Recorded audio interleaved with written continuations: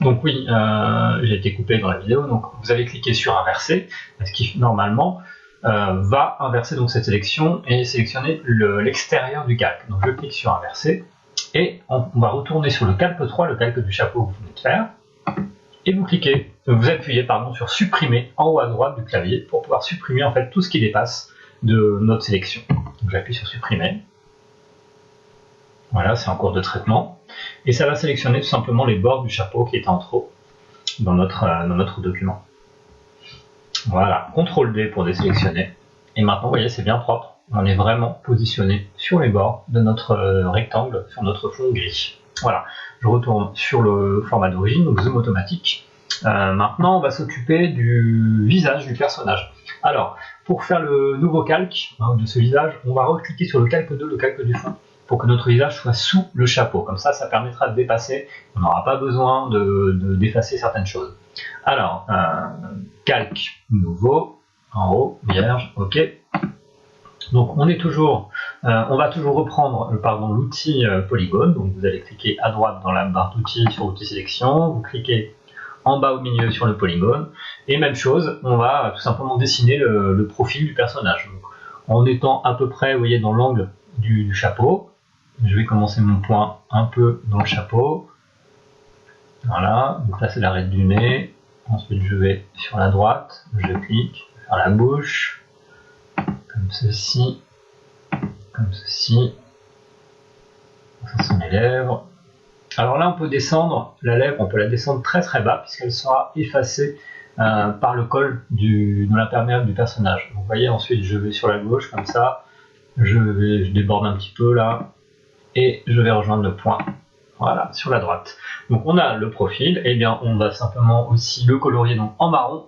Donc on va utiliser, voilà, la couleur marron, laquelle c'est, on va dire celle-là, peu importe. On prend l'outil remplissage, et on va sur notre calque, et on remplit le visage du personnage. Alors le marron c'est pas le bon, je crois que c'est plutôt celui-ci, celui qui est juste à côté du noir. Voilà, il me paraît mieux, l'autre était un peu trop rouge. On va lui donner également un dégradé à ce visage, un petit peu comme on avait fait sur le fond. On va retourner sur l'outil dégradé, il va falloir le paramétrer également.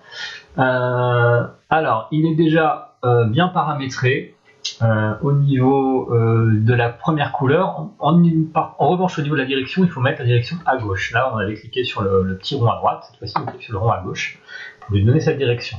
La couleur 2, eh bien, ce n'est pas la bonne. On va utiliser du noir pour la couleur 2. Voilà. Et au niveau de l'opacité, alors la couleur 1, on va la mettre à 100%. Voilà, donc le curseur à droite. Et la couleur 2, l'autre noir à 30%. Voilà, comme ceci. Et voilà, vous voyez, vous avez le visage donc avec un effet dégradé, un petit peu comme sur la fiche d'origine. Le bruit vous laissez avoir, exactement comme pour le fond, et on clique sur OK pour le traitement. CTRL D pour désélectionner, même chose, on va couper ce qui dépasse, ce qui fait pas très beau là sur notre visage, pour qu'il soit bien paramétré bien positionné par rapport au fond. On reclique sur le calque 2, on clique sur sélection, sélectionner le calque, ensuite vous refaites encore sélection inversée, en étant bien sûr que vous êtes bien sur le calque 2, vous voyez la surbrillance verte, là c'est bon. Et ensuite on va sur le calque 4, le calque du visage, et on appuie sur supprimer sur le clavier pour que ça supprime en fait les bords qui dépassent de notre fond. Donc en cours de traitement. Voilà, c'est bon. CTRL D pour désélectionner.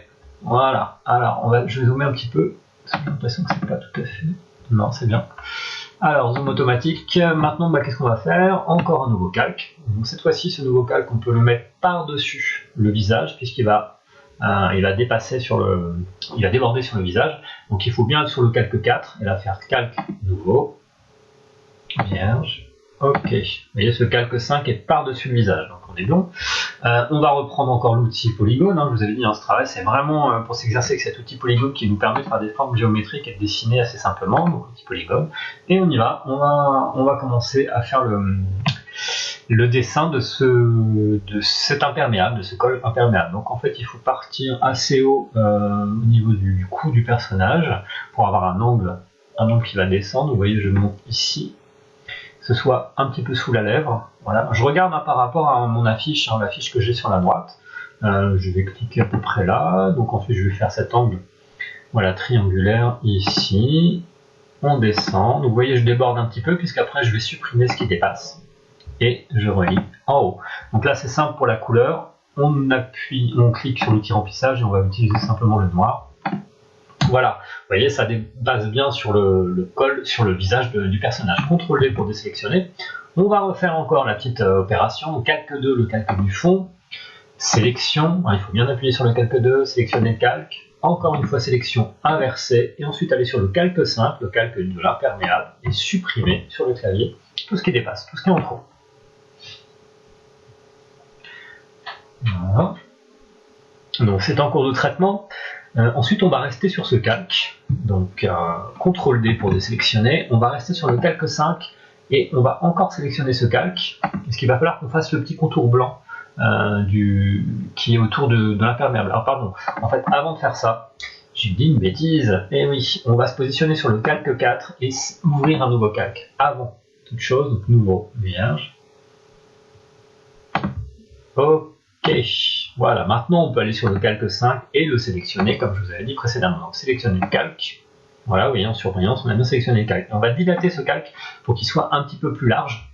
Alors on fait sélection, dilater, tout simplement. Alors moi il est déjà réglé, largeur 10, voilà, vous mettez la largeur 10, si c'est pas déjà pré-réglé, vous prenez votre petit curseur, vous le positionnez sur 10 et vous cliquez sur OK. Voilà, vous voyez la sélection, elle est un petit peu plus large que le bord du noir. Donc on va aller sur le calque 6 maintenant, voilà, en dessous, et on va le remplir en blanc pour avoir cet aspect, ce trait blanc qui est sur l'imperméable. Je prends voilà, la couleur blanche et je remplis tout simplement mon calque avec du blanc, avec l'outil remplissage. Voilà, CTRL D pour désélectionner. Alors en revanche, vous voyez bien que le blanc il est un petit peu trop large, donc il va falloir le couper tout ce qui dépasse. Donc on est vraiment comme sur la fiche d'origine, juste un petit rebord, un petit triangle, comme ceci. Donc on va réutiliser encore l'outil polygone qui va nous permettre de couper tout ce qui dépasse, tout ce qui est en trop. Donc outil sélection, outil polygone. Et en fait, eh bien, on va prendre simplement une ligne droite qui va nous couper tout ce qui dépasse. Donc il suffit que je clique ici, vous voyez, en haut. Je vais aller voilà, comme ceci. Alors, je fais comme ça, un point là. Je relie ensuite tout à gauche, tout ce qui dépasse. Je remonte le plus haut possible et je vais relier mon point d'origine. Voilà, vous voyez, en surbrillance, ce qui apparaît. Je vais mettre en plein écran pour que vous voyez un petit peu mieux peut-être. Voilà, toute cette surface. Maintenant, il suffit d'appuyer sur supprimer sur la touche du clavier et cette sélection va disparaître de notre calque. Vous voyez là, sur le calque 6, toute la surface blanche. Si on appuie sur supprimer, voilà, il ne nous reste que ça. Et on a bien le trait blanc uniquement qui apparaît comme on voulait. Donc CTRL D pour désélectionner, je vais me remettre, restaurer, vous voyez ici en haut à gauche, voilà, pour avoir en vis-à-vis l'affiche d'origine. Qu'est-ce qu'il nous reste à faire? Il nous reste à faire cette espèce d'œil, l'œil rouge rectangulaire qui est sur le visage. Donc même chose, on va se mettre, on peut rester là sur le calque 6, il suffit d'ouvrir un nouveau calque, donc calque nouveau, vierge, OK. Et on va utiliser simplement l'outil rectangle, donc outil sélection, outil rectangle, et on va faire un rectangle tout simplement dans notre nouveau calque.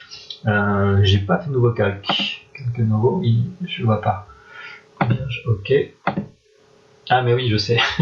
Même erreur que tout à l'heure. Je ne fais pas sur le bon document. Donc il faut bien que j'aille sur le document sans titre. Voilà, calque nouveau. Vous voyez, petite erreur. Là on est bien, calque 7. Donc maintenant je peux utiliser l'outil sélection, le rectangle et faire donc au jugé un rectangle, voilà, qui va être notre œil. Même chose, il peut dépasser un petit peu puisqu'il va être sous le calque du chapeau. Donc il n'y a pas de souci. Alors en revanche, je l'ai fait peut-être un peu trop loin de l'arête du nez. Il est beaucoup plus proche quand on regarde l'image d'origine. Voilà, ça devrait ressembler à ceci, à peu près. Donc il suffit de remplir Je vous le donne en 1000 en rouge, puisque c'est rouge. Voilà, on clique dedans avec le petit remplissage. Et on va lui donner aussi un petit dégradé à cet œil. Donc même chose, on va réutiliser le petit dégradé. On garde la direction